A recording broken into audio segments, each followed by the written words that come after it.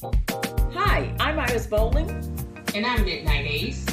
I'm Cara Morris. Welcome to Well, There You Go, a weekly discussion on books, hooks, and courts, where we give our views on reads, music, and wine. So let's get started with Well, there you go. Welcome, everyone, to another session of Well, There You Go. I'm Cara Morris of Stylesetters Entertainment, and I have my cohorts here, Miss Iris Bolling, USA best-selling author, and I have my creative sister, Miss MidnightAce Book Bar. Can't think about it. Right. I'm somewhat of an enigma, so you don't know what to call me sometimes. Can't think about that one, but okay. Hey, everybody. Look, I usually just say midnight, so I had to remember to say MidnightAce. And that's also appropriate here. Well, we are here today to discuss the book of Jade, the final sister of the Lassiters stories, right? Yes. So, we've gone through all 6 sisters plus Sally. Yes. All And 6 honey, let me tell you, this book is hitting on everything. I mean, everything. Everything. Jade is sexy. Jade is sexy. Jade is action packed. Mm-hmm. And it is family oriented. No, definitely there. And Jade is drama. Don't leave definitely that drama. too. Yes, you got drama. You have all of the literary and genres comedy. And in comedy. this I'm book. sorry. It's a little There bit. is some comedy in there too. But also too, guys, this is the book that because if you followed the Lassiters, by now you're probably wondering what is going on with Luke. Yes. And now you finally get a chance to see what's what going on Luke's been working on in the background. But it's not just about family, not just about the Lassiter family in here. We got 3 families going in here, and this is where some things are going to come full circle too. Yes. So, and then we meet some more family in here too. Yes, And we it's do. We meet a lot of and if you family think about it, and it's all. reconnecting and reunions, all of that. So let's get into it, ladies. But here's the other piece, y'all. It really carries you all the way back to book 1. Because what's happening in Jade started over in Look Into My Heart with Samuel. Right. And it comes all the way through. And now what is great now is for those readers who are out there now, they can get the whole story from beginning all the way through to the end when it comes to the last. But you know what I think solidifies this story so well? I think really if you by now, if you have been following, by now you've had Sally and Joe's story.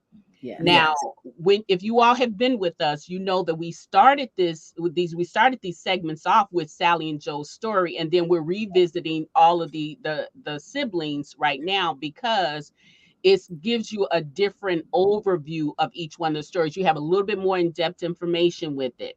You understand why the Lassiters are so close-knit. You know what I mean? And then you understand in this book, you understand really a lot clearer of the depth of the hatred that Sophia has for the Lassiter family. We got a little bit in Samuel and Cynthia's story, but nothing compares to that in this story. You really get it, here. You really do. So, yeah. You really do. And I have a lot of favorite parts. I can't even just pick out one section of it or anything. So I would say let's just get into the story like we usually do. Well, that would mean flying all over the place. I know, and that's the sad part about Jade's story is it encompasses so much of all of the Lassiter stories now. So that's the real part about Jade's story. That's going to be interesting to see how it all unfolds. Yeah. Right.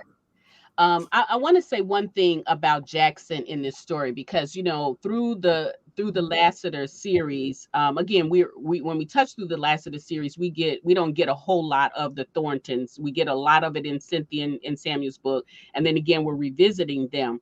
But from what we knew about Jackson before this, it was hard to understand what kind of man he was. We know of him leaving his teenage daughter, Cynthia, Right. and we didn't like that. You know what I mean? We thought he should have had much of a backbone. And then I think too, in was it Fire's book or the wedding there? I think it was a wedding or something where I think you're talking about in this book.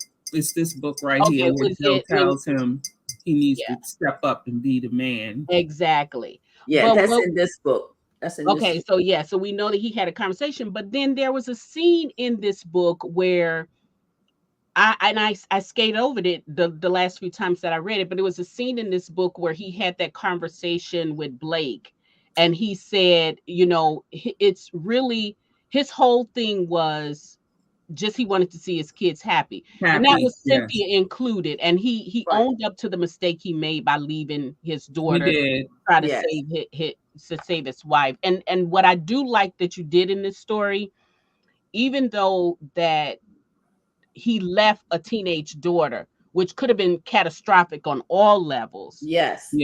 Cynthia was a little, unstable, but she turned out really well. So I'm glad she had Brian. Because she had Brian. I was going to say because support of friends she had around her. As crazy as their relationship was, and she always had Ross. Yeah, Ross is one of those characters, kind of like Calvin, who sits back in the background, but they really are the strength of their friends. Yes, of their friends. They really are the strength for their friends. Because I'll never forget what book was that when you wrote when JD's wife Tracy told Calvin's wife thank you. And she cried. She was like, for what? And when Tracy told her, she was like, I never thought anybody paid us any attention. Yeah. But we all know that Calvin is the strength behind JD. Right. And we all know that Ross is the strength behind Cynthia. Cynthia may be that one that stands out there in front of everything because she's so Cynthia. But we know that Ross has been her strength through all of this stuff that's been happening in her life. Yeah. I just want to say one thing. All your characters intermingle with this, Lassiter's heart series. So the one thing that I remember JD letting Calvin be the godfather, and Brian was like, why he get to be the godfather? Why he get to be the best man? Why? But guess what? All the kids that I don't know how many Calvin is the godfather of, but all of them look up to Brian. They all Uncle Brian. They do. Yeah.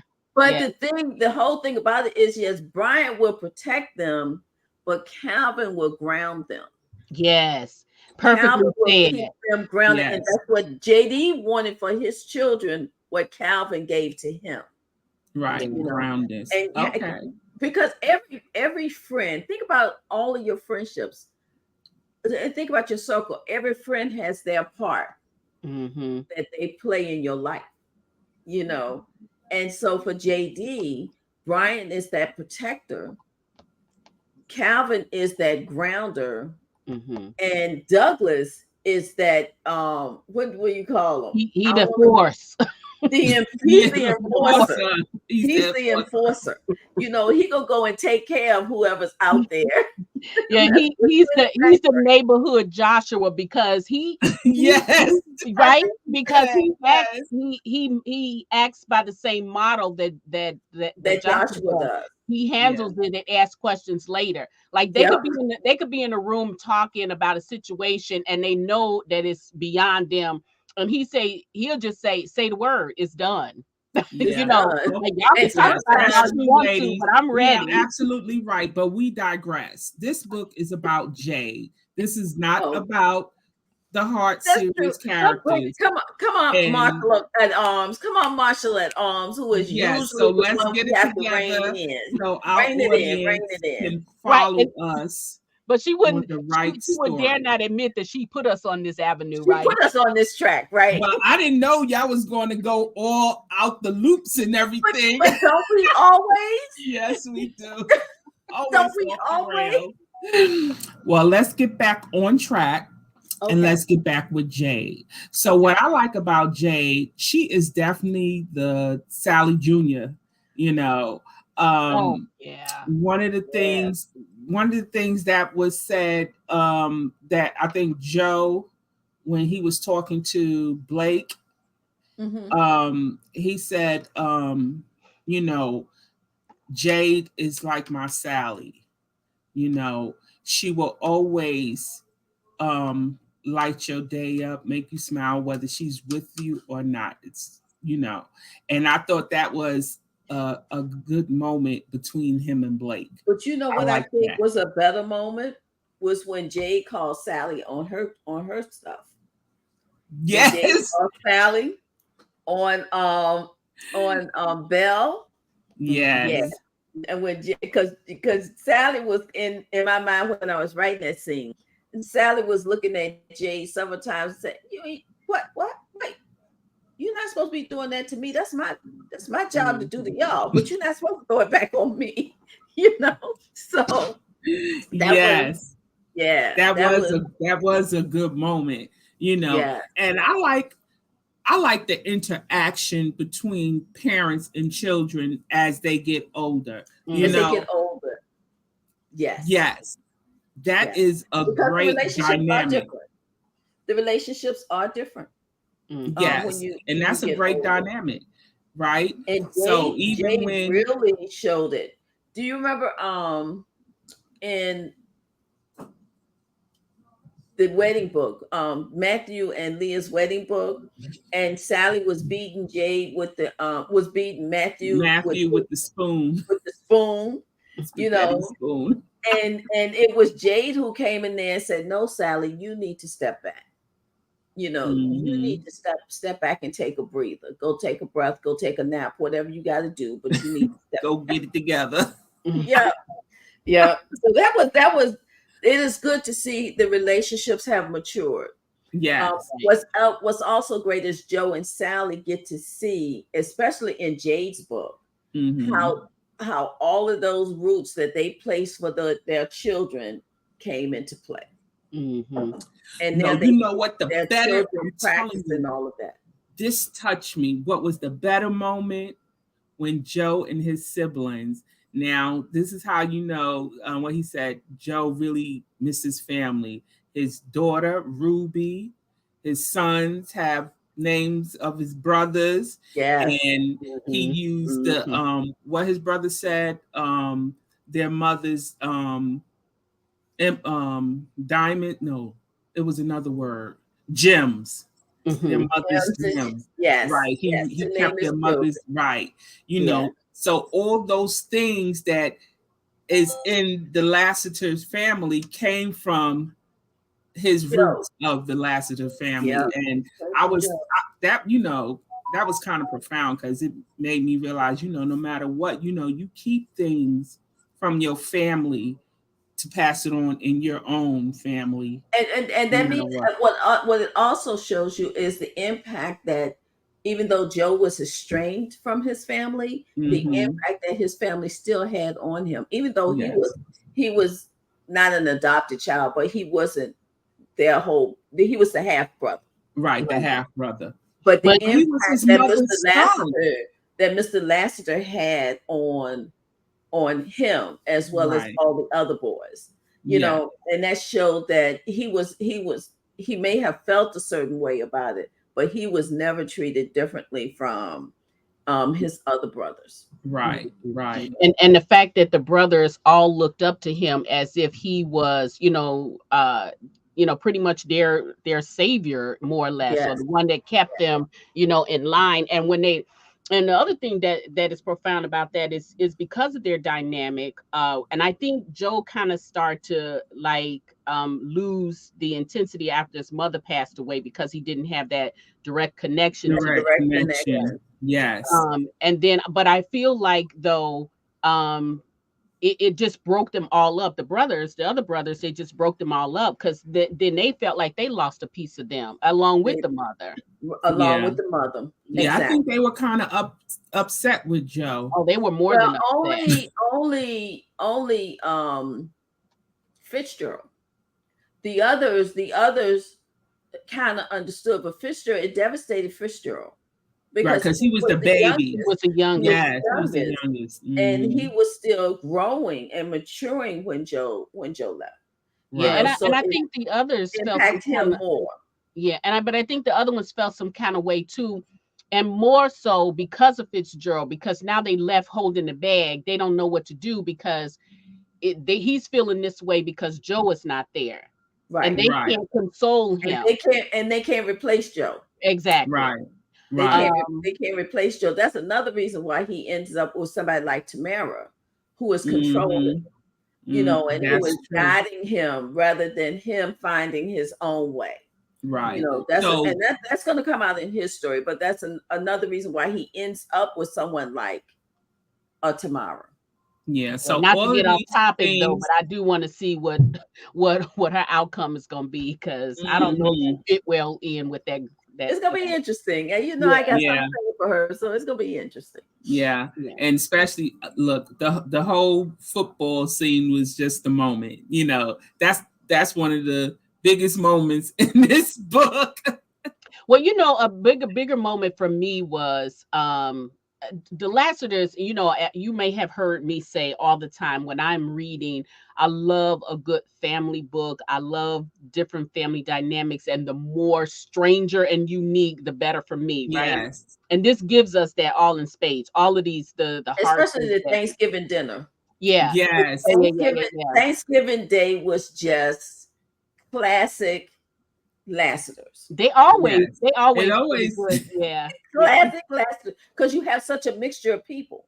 Yes. You have the down to earth everyday Timothy and Ruby and Opal, who is just the everyday people. Then you have those larger than life people. You got the secretary of the press secretary for the president of the United States, who brings security, Secret Service security with all her the time, right? What was the daughter that the relative that said, we got this in this family. Why we don't associate with them then? Yes. What's wrong with y'all?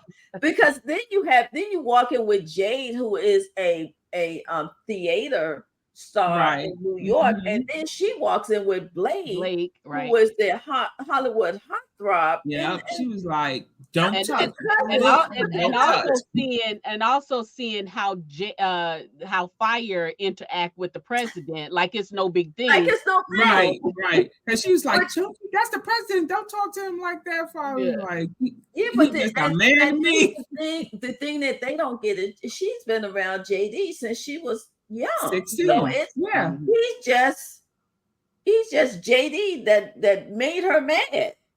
Right. Because her brother left and he was hurting. Right. Yeah. So but this story is just everything, Iris. I mean, it's filled with I can't tell you. I always say this: your character development, girl, is off the charts. All of them damn peoples. Yeah. And the thing about just think, all those people, they reside in my head. Yes, that's what I'm saying. It's like, how the heck? You ever wonder why I'm so damn crazy? Look, when they said it's 58, like close to 60 people in that house, I was like, oh my gosh. But you know what? And all of them have depth to them, right? Yes, it's not like the character that just comes on scene. Right. Even the kids, even the children. Yes, because Sammy showing us that it said, Aunt Jade, you've been an auntie 10 times over. But she didn't understand the significance of that's her twin, so it's kind of different for her, you know. But Iris, So it you did is. your thing. I love writing family holiday get-togethers. I don't care what holiday it is. It can be Labor Day. It can be 4th of July. It can be Thanksgiving. It could be Christmas. It could be any holiday. And I love having everyday scenes, because on Memorial Day, what we do, we get in the backyard and we cook out, right? We get in the backyard and cook out. And remember in Matthew's book, that's exactly what they did. Exactly they got in the backyard and they cooked out. Of course, then you have people like Joshua who want to come and start fireworks and all of this stuff. And in this particular story, this is when JD comes and help LT propose to fire. And then they have that. What do they have? That thing? They have that shield. That shield around, that magnetic shield that no one can see, right? Yeah. Right. Look, she said it's snowing outside. Look, JD said it's not snowing over your house. It don't seem to be snowing over your house. You know what? I mean, he just said that like, that's a normal thing. It's scenes like that makes me think, Joe and Sally live in like a regular everyday neighborhood. And it's like with houses next door, houses across the street, people driving up and down the street. I mean, and you know what? You got to think that they probably cherish these football games. Like we watch football games on the holiday. They probably out watching them play. They sitting out on the front porch. Imagine why this day when they have this shield over there, that they thinking, well, what is going on over there? Why it's not snowing over that house like that? I mean, listen, it's like finding a UFO over in that house, Listen, you gotta have imagination. That's all I can tell you. Girl, you got it in troves. Oh my God. Your imagination. But when you have the Lassiter's family have such a variety of occupations within their family, and talents. Because they have such a large family, they're able to have things happen within their household and around their homes and stuff that people with less children probably would never even experience, right? Especially when you have inventors, you have scientists, you have these kids were genius. Yes, I was going to say, because they IQs very high charts.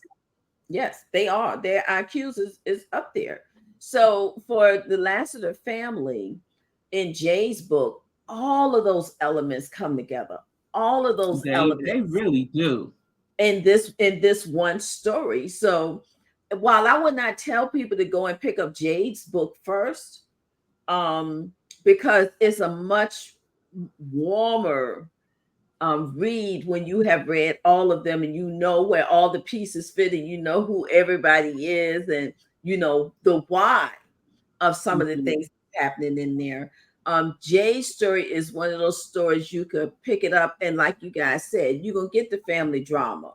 You're gonna try that fight scene in New York. Cynthia sitting back and eating M&Ms like she's in the movie. There it is. That was the kicker for me. Oh my God. It's some scenes in there that you just cannot. And then when Sally ends up in jail, giving a master class. Giving a master class. Wait, I have a question, Iris. This is to you as the creator of this. What was the catalyst behind you writing Jade's book at such a time as this? Well, one, it was the natural flow of where the other stories were coming to. And this was where things was coming to a head in Jade's book.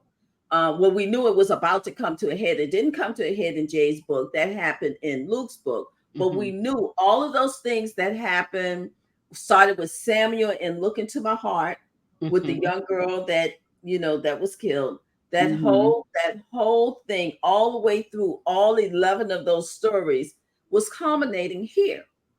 And also we knew after Jade's book, we knew the Lassiter series, the Gems and Gents series, was coming to an end. We knew that because now we was coming up the last couple of children, you know, to find the love of their life. And that's really what Joe and Sally was all about, was about their children finding the love of their lives. Okay. And I remember we was only coming down to the last two, which was Jade. But Jade's book was Sally and Joe's history, right? It was the discovery of what and who Luke was to this country. It was the coming in of the terror that Sophia was having over her children's lives. And remember, that started back in Look Into My Heart, the very first book. So it was a combination of so many storylines throughout the Lassiter, the Gems and Gents series was coming to an end. And Jade was the perfect one because Jade was the one that was always laid back and set back. You never knew what was happening with Jade. You saw Jade here and you saw her there. And you saw in Ruby's book where she was a naturist type person. She was picking up the pine cones and decorating, you know, the table with the pine cones and things. And in another story, you saw that she was the one that was keeping everybody in line when they was acting out, you know, a little bit. It was Jade, but she was always the quiet one. Yeah, because when Ruby had the babies, remember she was went out looking for those pine cones to set up just the right, you know. So she was very down to earth. Yes, naturally. And she was that one that had Sally through and through. Oh, that's I wanted to say that she picked up the talent of the dancing. From Sally, and then she waited to fulfill her dreams of becoming a dancer until I'm not gonna say late in life, but most dancers start like Shantae. Right. Also, it brings Shantae full circle too. Yeah. We see how that child that Joshua saved. Right. Yes. That Joshua saved, and we saw how that child came to fruition, and now we see her living her dream because of Diamond and Zach and Joshua, and Blake, because Blake is the one who took her. Well, that was because Cynthia, you know, I mean, it was the lot of them, you know, it was a lot of them that really made sure she was and saved that girl, you know, from what she was dealing with her family. So Jade's book is really the combination of all of the stories tying up in Jade's book. Yeah, Iris, let me ask you. It was very nicely done. It was very nicely done. So Iris, I just want to ask you if you remember, it was some years back. You and I was having a conversation and everything, and I think probably by that time you probably only had like 5 Lassiter books out. And I was like, so we was talking about the different characters of the Lassiter, and you was like, MsPrissy, just because it's 12 of them, that don't mean I have to write 12 books. Can't see that not happening. Because she said, well, I ended up, well, that was when we was discussing Matthew, because Matthew's story hadn't completely come to me at that time. And you were saying, well, Matthew doesn't have a book, and and that's what I said to you, you know, everybody don't have to have a book. But in this particular, with the Lassiters, each story brought more pieces to who they were going to become. Okay.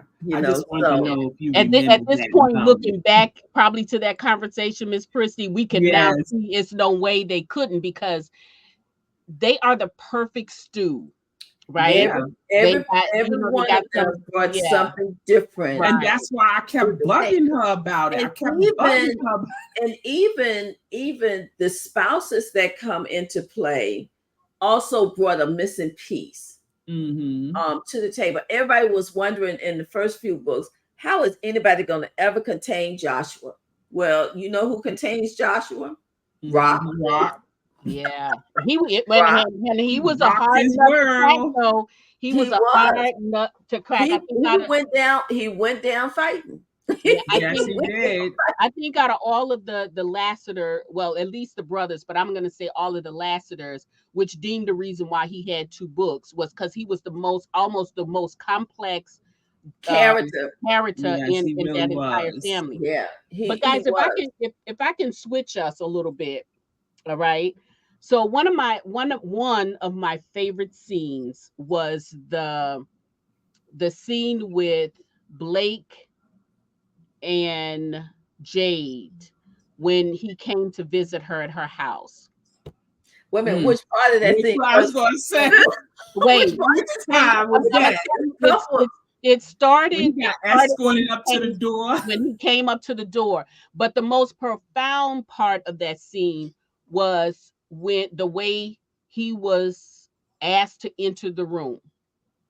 Drop all your pretense at the door. Yes. We're not talking about family. We're not talking about anything. Even the cell phone couldn't come into the room. Yes. Right. And I love the symbolism. And this is the way I took it. I don't know if this is the way it meant to.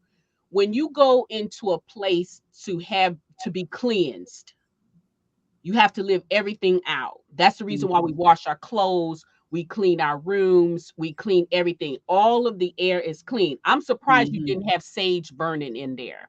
But I think she did that before she got her bath. I don't know about that, but she had the wine, honey, and the wine had alcohol in there, so you can cleanse everything. It was good to go. Right? But I love the whole idea about that was to strip down to the bare bones. We don't need no pretenses because he's an actor. Right. He's an actor, not just a regular actor. He is one of the prominent actors of the time. But, and then she didn't need any pretenses. She needed to know the real Blake who was walking through that door. And remember, they had such a history. They coming up to that point. Yeah, but I think also Blake, I think what she did with Blake was reset him. Because again, Blake did not know how to be anything else but an actor. Because he said, "I'm always, on stage." Yeah. And so she was just like, "No. Here's what I need from you." And I love that she was very specific about what she needed. About if we are going to be together, this is what I need. But I also love the fact that how she coveted him and made him think that it is okay for you to have insecurities. This, I'm giving you a safe zone for you to be able to say whatever you need. Now, once we walk out the door, we put our masks back on because both of them were in the light. Right. That scene right there, that whole thing. And it was a short scene with them.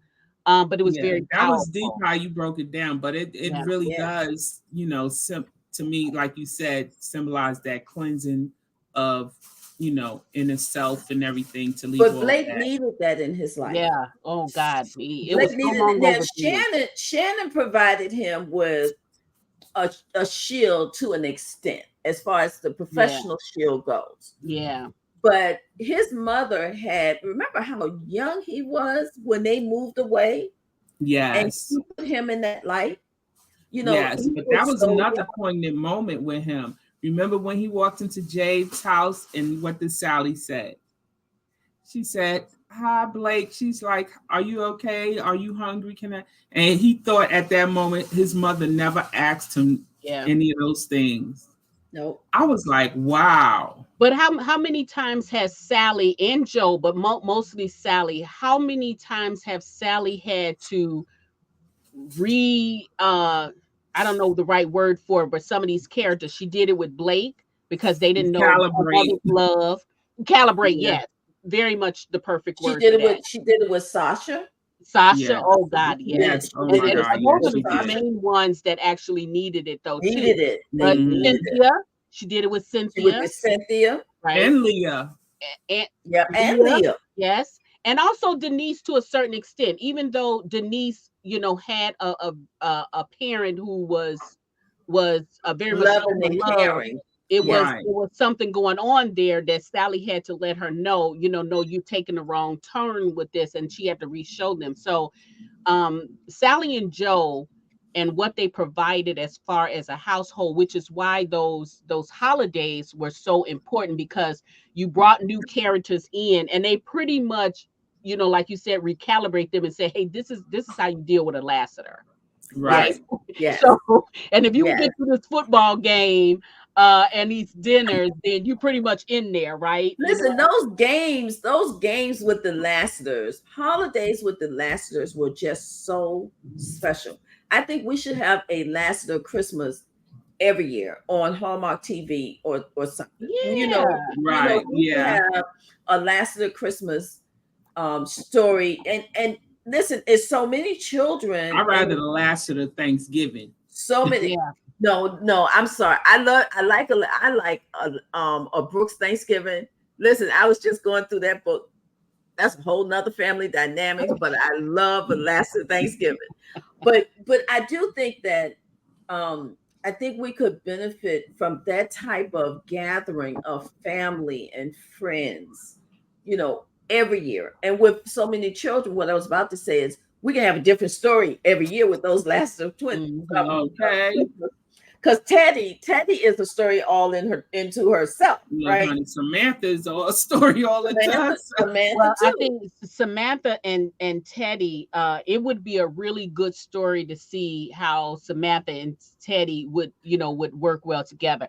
But you know what you did do with that, speaking of that, in Jade's book, in the holiday when all of the Connecticut Lassiters came, how did they mesh really well? Those kids meshed really well. They complemented each other so much. They did. They really did.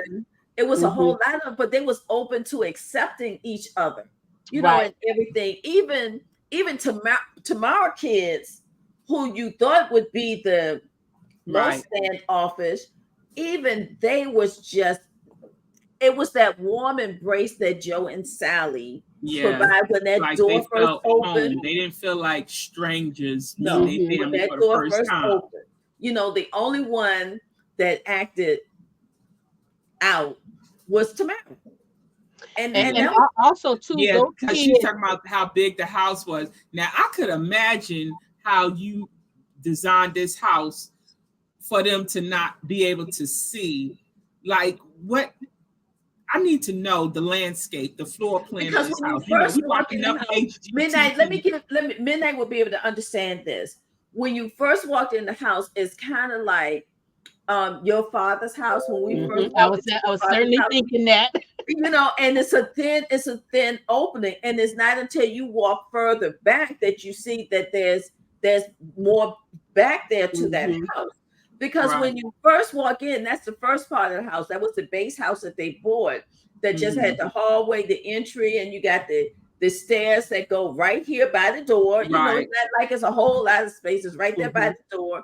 And then when you turn over, we go to the right, you got the living room and all of that. But it's not until you walk into the living room that you see there's a connecting family room right there, and then you see there's more back there because they've added on, as they've gone through. So when you first walk into the house, the entry is small because it's the original house, right? But then you see where rooms have been added on. They got that huge family room. And now they have the huge dining room that's connected to the kitchen that's been expanded out. So now when they have those big holiday gatherings, they not only have the dining room, but they got the dining room and the family room combination where they can set all those tables up the way and not to mention that screened porch. The screen where most of all the consultings, like one-on-ones, happen, right? But see, I think when other people come into that house, because they don't see those high ceilings and those expensive chandeliers and everything, they get caught off guard, Yes. And I think with Tamara, she felt like, oh, well, if you guys are all doing well, why didn't you put it in your house? Why do you still have this same dusty house? Because people don't understand. And it's the same. It is the same for me with my father's house. It's not the property that it is. It's It is the the home. memories. It is not a house. You Yeah. know It what? is a home. You're right. My It is aunt is your going through the base. same thing, but she don't have a house. She has an apartment. Right. She's been living in the same apartment for 40 years. Yeah. And, you know, when she took care of her dad in that house, her mom, her sisters, her brothers, and all of them passed away, and from some of them in that house. In March, her kids, and she coming up refused to move. on in this March 24 of 2024, we're coming up on 30 years of being in this house. Yeah. This is Chris' base. This is Champagne's base. This is Chocolate and John's. This is that base. You know, this is when as they was growing up, this is where we had Christmas celebrations, Thanksgiving celebrations. It was always in this house. So this is the base. Yeah, it's the way they learned how to be an adult. Yes, it's almost like it's a classroom, a life's classroom. This is where they learn how to be an adult. This is where they learn how to treat other people. And it's just, I don't care what people say. It's memories in the walls of any box. It's all about what you create there. Yeah, that's the same here. We've been here for over 20 years. This is where the boys grew up. They've been here since the age of 4. You know, so, and look, they'll be 24 at the end of this year. So this is their house. It's not just a house. This is their base. This is where they feel safe. And you notice how most families, what tends to happen, you know, when you get older and become adults, they try to take the pressure off of the mom and the dad from cooking the dinner. So they start jumping houses. You notice the Lassiters don't do that.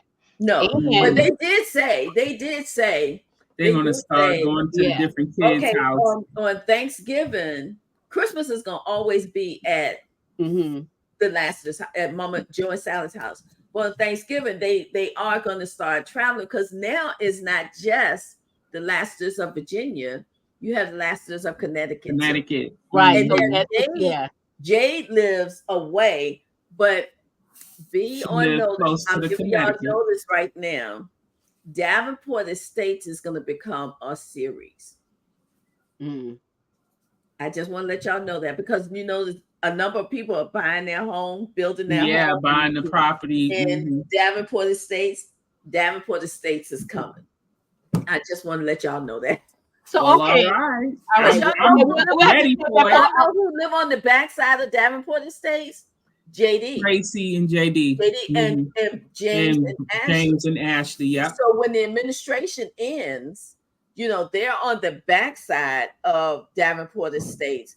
But then on this side, you got just about all of the Lassiters have built homes here, but not just the Lassiters. Y'all know who else is in there in the condo? You got Siri, Xavier, and Eric. You got Siri and Eric. You got Ty has a home in that estates, because remember Kiki had a home built in Virginia and one built in Atlanta too. Well, all of them, remember, these are the people that live in or around within the vicinity of Davenport Estates. Yeah. I know Xavier kept his condo, even though, you know, they probably built the house. They did. They did build a house there, but Xavier and Nicole do have, you know, the condo is there. You know, so it is just. And then so is Sasha and Luke. And Luke, they built their house there. Denise and Timothy. Yeah, Denise and Timothy have a house there. So Davenport Estates is going to become a thing. I just want to say that. And we're 15 minutes in, and we haven't talked about. We passed 15 minutes in. Yeah, we it is so many scenes in this book that we just have to mention. You know, we have to mention the scene with Sally, and when Sally walk up in Blake's condo, she scared the Secret Service men to death. You know, she gives them with a look.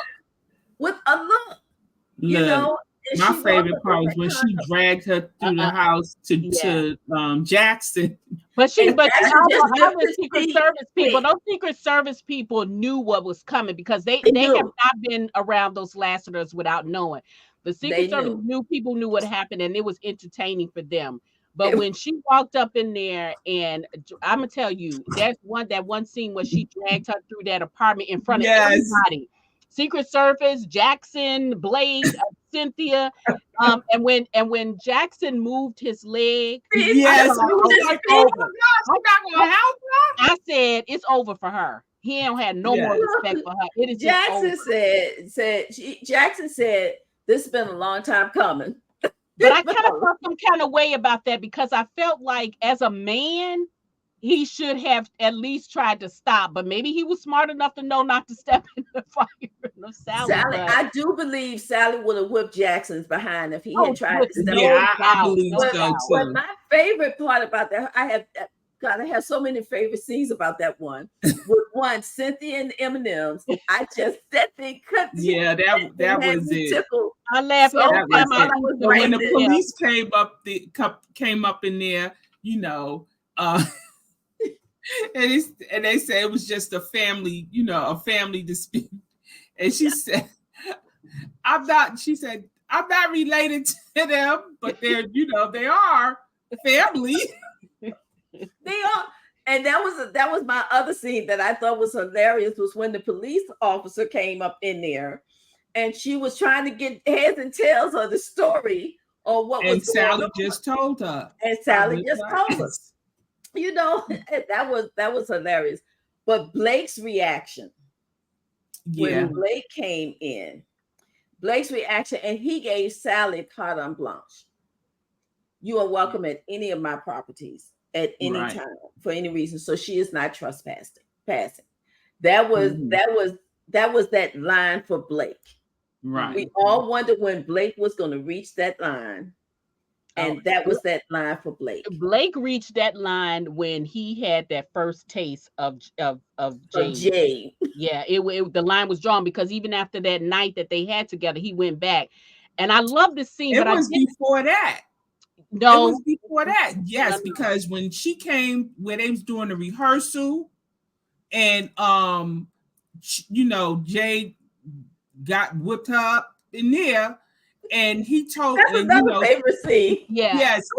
And she was like, Blake, I need you. And and his father said something, and he told his mother, I'm not gonna let you keep, interfering in my life. I'm a man now. But I don't think he had really broke. He was trying to break. He was trying to break at that time.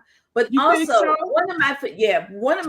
another thing that I loved about this story is I don't know if the readers really appreciate that whole little movie setup was Jackson's way of bringing them together because he knew that Jade was the one. But not only that too, Jackson was bringing everything together because Jackson wanted to make sure his kids was good because he was about to make that move. Yes, he was, honey. Yes, he was. That's why he called that housekeeper in to New York and in Connecticut. I got another favorite scene. It's always different when the author has a favorite scene, right? I know. I got so many of them, but I love the guy, the doorman at Jay's building. Oh yes, me too. He cracked me up. I love the doorman at Jay's building because he was like, no, you can't go up there. Then you imagine you got these 6 foot on the police station when Joe and the Lassiters went to get Sally. Yes. They intimidated the whole police department. Yes, I forgot about that. That was so funny. Oh my God. But can you imagine Joe being 7 foot and the rest of them like 6'4" and all of that? They didn't know what to do, but you see how they were intimidated. Hands on their guns. Yeah, they were intimidated. But I love the way that Joshua and Samuel was trying to keep it low key as to who they were. Right. And as soon as Joshua or somebody said something about CIA, and then Sergeant went, CIA? You CIA? Why don't you think so? That was Joe, because and when Timothy said, "Why do we have to?" Yeah, and then even Jesse James too. Mm-hmm. I love Jesse. When Jesse James walked up in that police station and everybody kept looking from him to Joshua. And then they like, Dad, you got something to tell us? They looked at Joe and said, you got something you need to tell us? That was hilarious. And that was a moment. Sally and Pearl sitting up there in the police station, like they was holding court. Look, with Secret Service. Yeah, the hell you. But you know what was I know what Pearl's doing, that she ended up in the cage with Sally. But you know, when you think about this in real life, how in the world would they even dare putting her in the cage? And you got 4 Secret Service. Let's be clear. The police didn't put Pearl in that cell. I know. She wasn't leaving her mother. Right, but that's what I'm saying. How did they even allow that to happen? Is what I meant. Yes. You know what I mean? Exactly. They broke protocol. I think all types of protocols. You know how Secret Service follows the people. You know, once they leave the White House, you know, Secret Service still protects certain people. I think these Secret Service agents are going to try to stay with Pearl. Oh, they know they better. Because they have come so accustomed to these Lassiters, right? So I can just imagine when that time comes to an end, they're not going to want to leave this family, because look, Sally and Jonah built a whole section area out there in the house for them to come and sit back and watch the game, and they feed them every time they come over there, you know. So you know what that means now, right? What? So that means we now have to come up with the names of these Secret Service guys. Well, they did that in the story, in the wedding books. In the wedding books, you know how they had the one, him and Cynthia keep going back and forth at each other, Mr. Pierce. Oh, I thought that was the president. That was only one of them. And I think that was the president's Secret Service. I'm talking about Pearl's Secret Service. Well, we may have to, but Secret Service don't follow press secretary. The only one that could get lifetime Secret Service is the president of the United States. Oh, okay. Right. And this is another thing. Just like we put Secret Service on the outside of the jail cell with Pearl, we can do that for other people too. Let me just put that out there. So when people break the law, they can't go to jail. Well, that is okay. So, well, there you go, guys. Because then, that scene alone, that will take us into a whole nother thing. You know, but there's another thing. Women, there's another thing. Look. Shit. We have to talk about Chantel. We have to talk about Shantae. You know, and the whole dance scene. With Jade and Paige and Victoria and Shantae. Those 4, they were amazing. That's the whole story. Well, let me say this to our listening audience. This is a show. Well, there you go, show. But if you follow the author, you'll know that sometimes she will have a kitchen table chats where we can dive in and talk to this book a little bit more. Oh yes. So we definitely going to have a kitchen table chat for this, because there's so much more we didn't even get to, and since we spent the first 15 minutes talking about the heart series characters, right? But it's all Luke.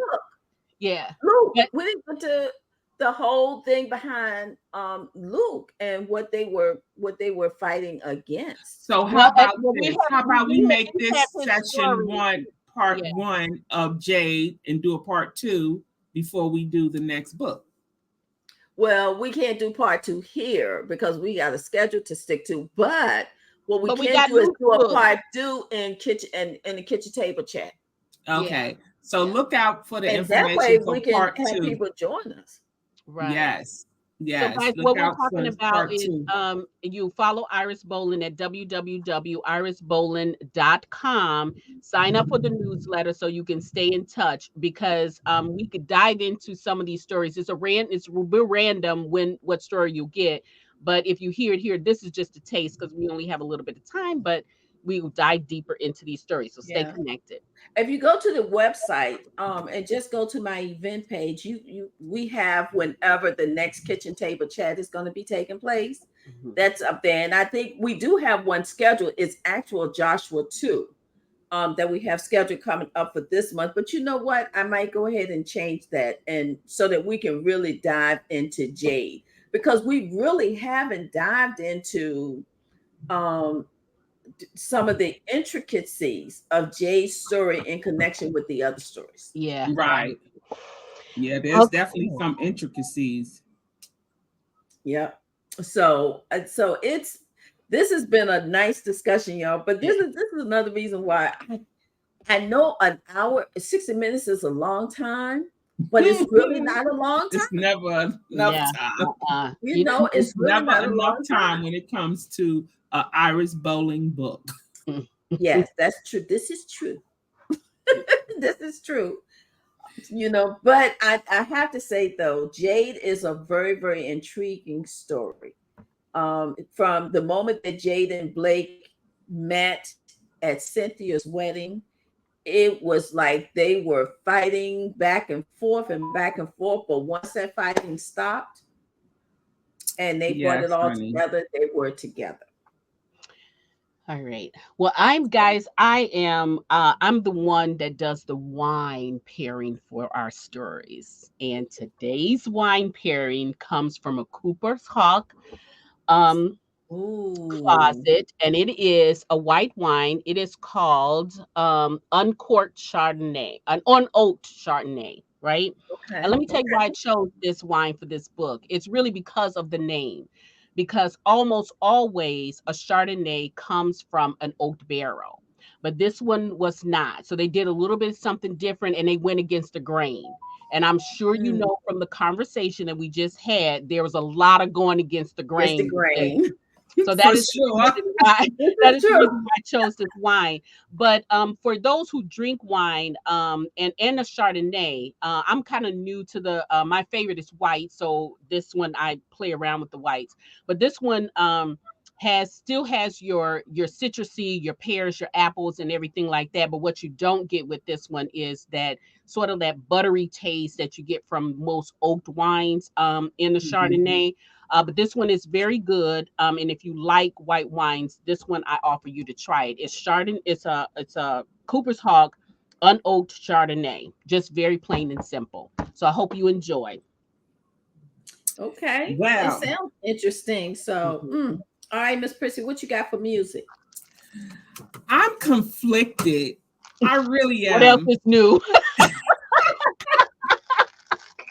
What else is new? I know. I'm a music lover, and you know, with Jade, I mean, there was so much going on, but Jade and Blake made me in any case, it's an Ashford and Simpson song. And it was two of those. But I'm gonna put Solid as a Rock. Oh, that's a good one. And they had to be. They had to be. Oh, definitely. Right? Yes. Because not only was they dealing with the mother-in-law from hell, they were also dealing with Hollywood paparazzi. They were dealing with a lot of paparazzi and all of that. Outside forces. Outside forces. Right. So, but let me just tell you right quick why I picked this song, because remember their beginning and everything. She kicked him the balls, and then he didn't remember her name, and so they went through all those things, and now they're solid as a rock. Yes, they are. So that's a good pick. That's a good pick. So that's my pick of today. So Iris, yes, we're gonna start with you. Okay. Tell us where you can be found when we're not here with Well, There You Go. The best place to get any news or events of what's going on with Iris Bolling is to go to my website, which is simply www.irisbolling.com, IrisBolling.com. You can find out anything that you want to know about me. I really suggest that you sign up for my newsletter there, because that's where you can get information on what's coming up. Okay. Midnight. I am MidnightAce, the MidnightAce Book Bar, and you can find me on social media platforms at MidnightAce Book Bar, the usual social medias, and also my website is www.midnightacebookbar.com. Okay. And I am Cara Parker, aka MsPrissy, and I was your host for today for the Book of Jade. And I can be found on any social media platform, Facebook, Instagram, and I can be reached at my Gmail at stylesett.et@gmail.com. That's stylesett.et@gmail.com. And so this is our show for today, and we can't wait to get back with you for the next. Well, there you go. All right.